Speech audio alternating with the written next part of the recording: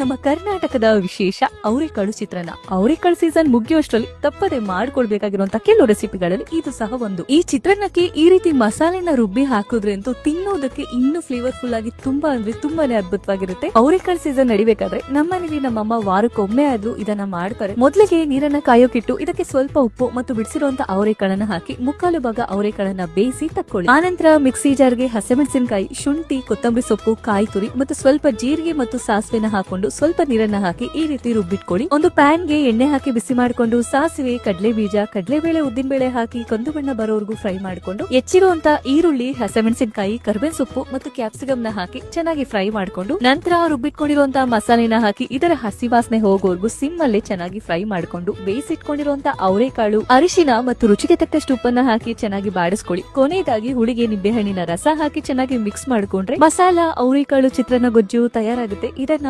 ಮಾಡಿರುವಂತಹ ಬಿಸಿ ಬಿಸಿ ಅನ್ನದ ಮೇಲೆ ಹಾಕಿ ಸ್ವಲ್ಪ ಕಟ್ ಮಾಡಿರುವಂತಹ ಕೊತ್ತಂಬರಿ ಸೊಪ್ಪು ಮತ್ತು ಕಾಯಿ ತುರಿನ ಹಾಕೊಂಡು ಅವಾಗ್ಲೇನೆ ಗೊಜ್ಜಿಗೆ ಉಪ್ಪನ್ನ ಹಾಕಿರೋದ್ರಿಂದ ನೋಡ್ಕೊಂಡು ರುಚಿಗೆ ತಕ್ಕಷ್ಟು ಉಪ್ಪನ್ನ ಹಾಕಿ ಇದನ್ನ ಚೆನ್ನಾಗಿ ಮಿಕ್ಸ್ ಮಾಡ್ಕೊಂಡ್ರೆ ಅದ್ಭುತ ರುಚಿಕರವಾದಂತ ನಮ್ಮ ಕರ್ನಾಟಕದ